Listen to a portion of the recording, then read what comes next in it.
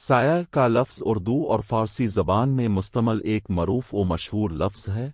लुग़त में सायत के कई मानी आते हैं, परछाई, परतौ, पनाह, हिफाजत, हिमायत वगैरह। हदीस मुबारक में भी साया की निस्बत अल्लाह पाक की तरफ की गई है।